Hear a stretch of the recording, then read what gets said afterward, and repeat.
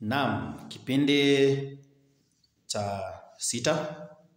Hapa tunazungumzia kuhusu wahusika katika kazi ya fasihi. Tunapata ya kwamba maneno ambayo huwa tunayasoma pale kwenye kazi ya fasihi ni maneno ya viumbe au majina. Kwa mfano tukiangalia Wema Hauozi, tunaye Mishi, Mabula, tukiangalia Bebea Maisha, tunaye Yona na Sara. Kama vile ambavyo kuna jina langu na jina lako. Sisi wawili ni wahusika. Ni viumbe ambao hutumiwa na mwandishi wa kazi ya fasihi ili kuwasilisha kazi yake au maudhui yake.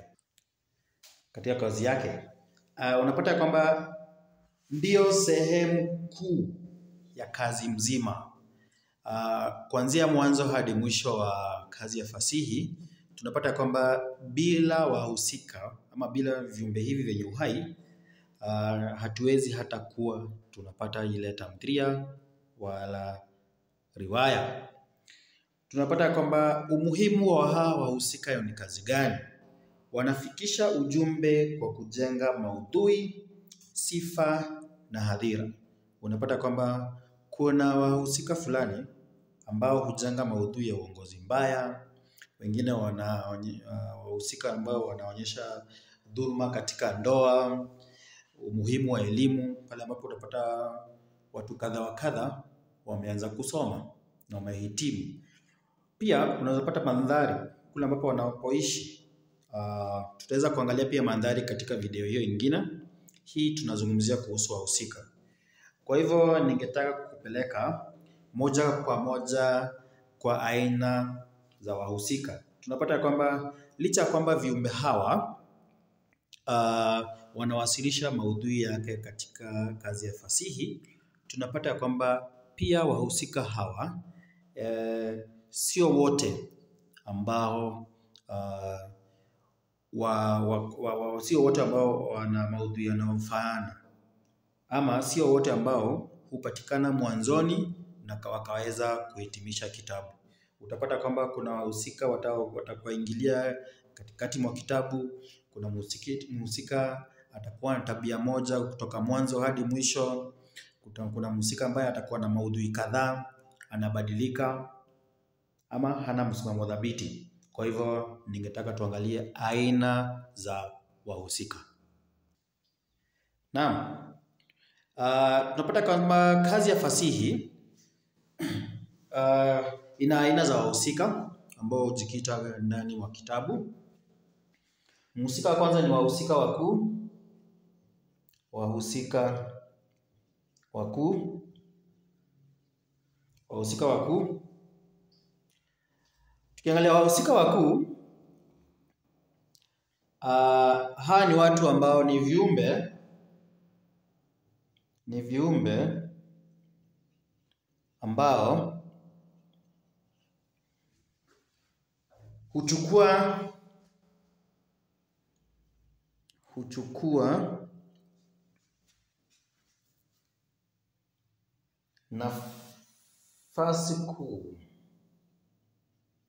nafasi kuu kukuza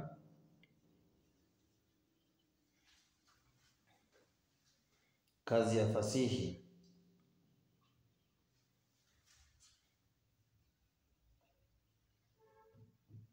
Kazi ya fasihi. Matendo yote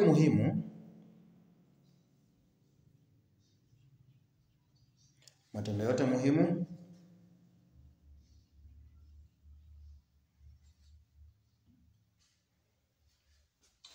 huwahusu. Na pia tunaona kwamba dhamira kuu, tuliweza kupata maana ya dhamira katika video zetu za kwanza. Dhamira kuu ya mwandishi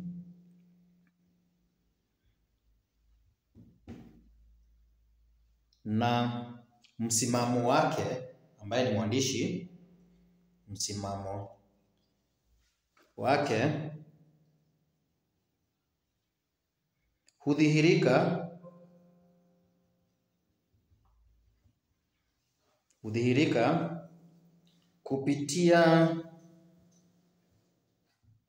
kupitia kwa wahusika wakuu.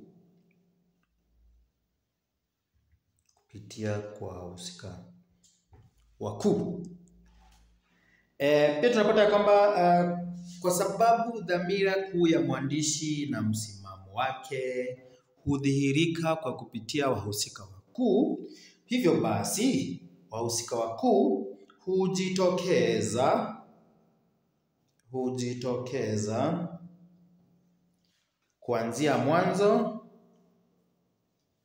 kuanzia mwanzo hadi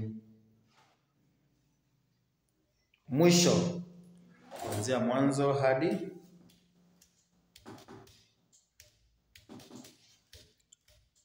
hadi mwisho. Kuanzia mwanzo hadi mwisho. Hivyo basi huo ni mfano wa kwanza wa wahusika ambao ni mkuu. Utampata kuanzia mwanzo hadi mwisho. Kwa mfano, kwa mshale wa matumaini tunaye Zingo. Zingo ni mhusika ambaye anatokea mwanzoni mwa riwaya mpaka mwisho wa riwaya. Aina nyingine ya wahusika wadogo. Si ati juu ni wadogo, jina wadogo ni kumaanisha ni tutoto.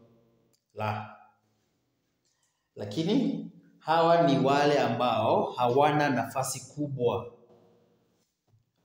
Viumbe ambao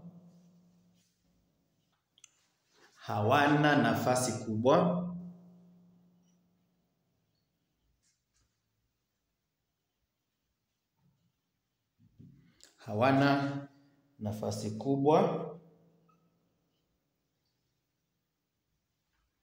Nyingine ni kwamba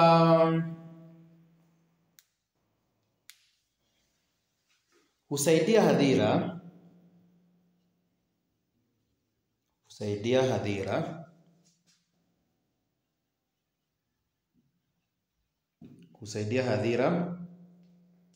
kujua zaidi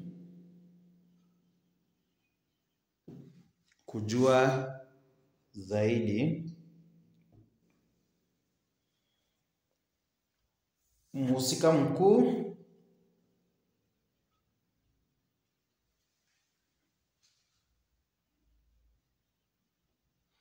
na dhamira yake.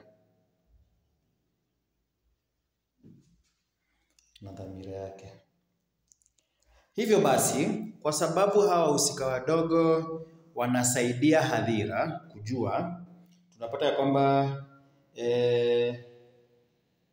ni wasaidizi. Ni wahusika wasaidizi. Si wahusika wasaidizi, samahani. Ni wahusika ambao hujitokeza.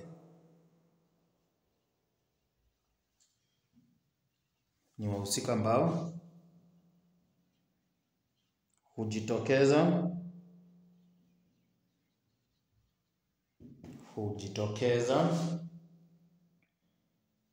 katika sehemu mbalimbali.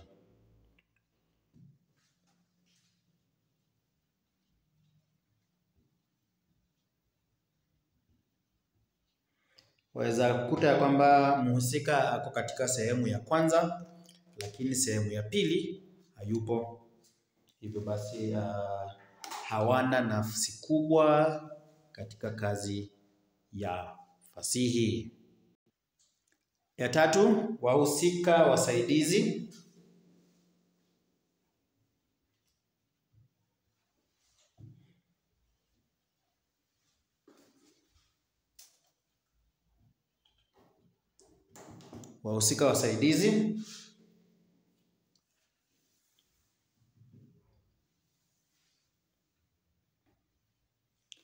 Hawa pia wahusika wasaidizi pia wao hufanya kazi kama vile wahusika wadogo, na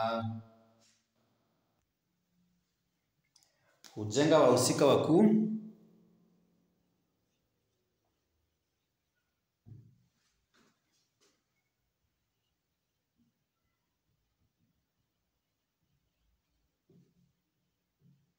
kujenga wahusika wakuu na kukuza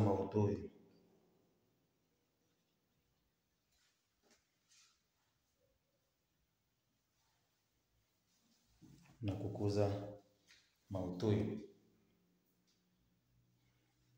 Huja na kutoweka.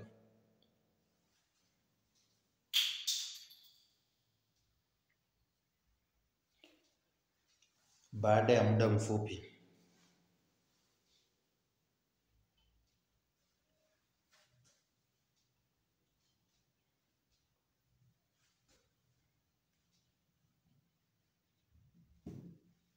Kwa hivyo tukiangalia wahusika wasaidizi na tukiangalia wahusika wadogo, wahusika wadogo hujitokeza sehemu mbalimbali, lakini hawa wahusika wasaidizi huja na kutoweka baada ya muda fulani. Nambari 4, wahusika baba. Wahusika baba au wahusika mraba mmoja. Wahusika mraba mmoja. Hawa ni wahusika gani? Hawa kwa sababu ni mraba mmoja hawabadiliki. Ni viumbe ambao hawabadiliki.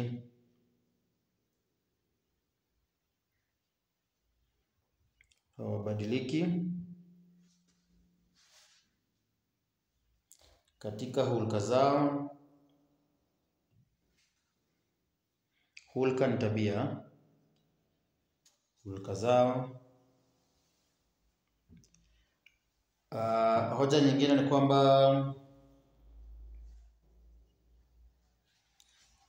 anaweza kuwa hizi hulka ama tabia, anaweza kuwa na tabia nzuri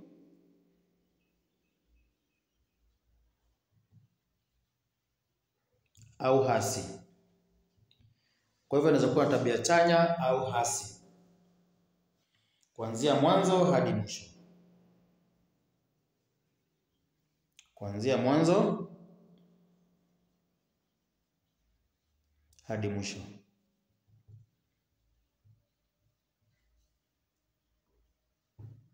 Hawa ni wahusika baba ama wahusika wa mraba mmoja.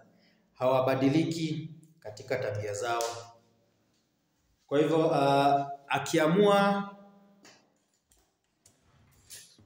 akiamua kuwa mzuri, anakuwa mzuri kuanzia mwanzo hadi mwisho. Akiamua kuwa mbaya, anakuwa mbaya kuanzia mwanzo hadi mwisho. Yaani hawawezi badilika. Aina ya mwisho wahusika. Wahusika duara. Wahusika duara au wa miraba minne.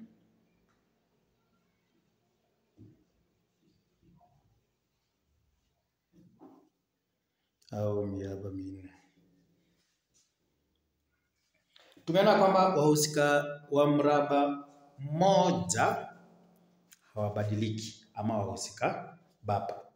Hivyo basi kama mraba mmoja hawabadiliki, wa miraba minne, na ukweli hapo umepata, jipigie makofi.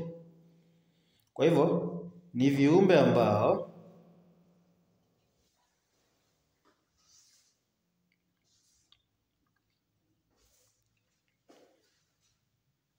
kubadilika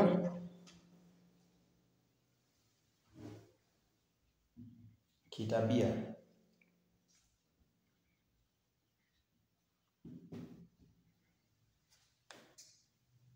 Kwa hivyo basi kama wanabadilika kitabia, ina ishara kwamba ni viumbe ambao hawana msimamo thabiti.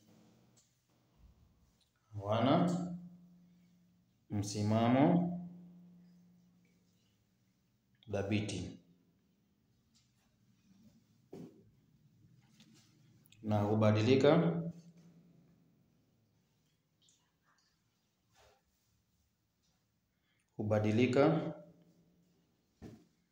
kulingana na maudhui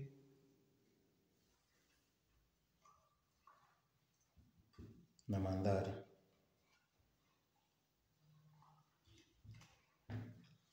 Na hizo ndio aina za wahusika katika kazi ya fasihi simulizi. Asante.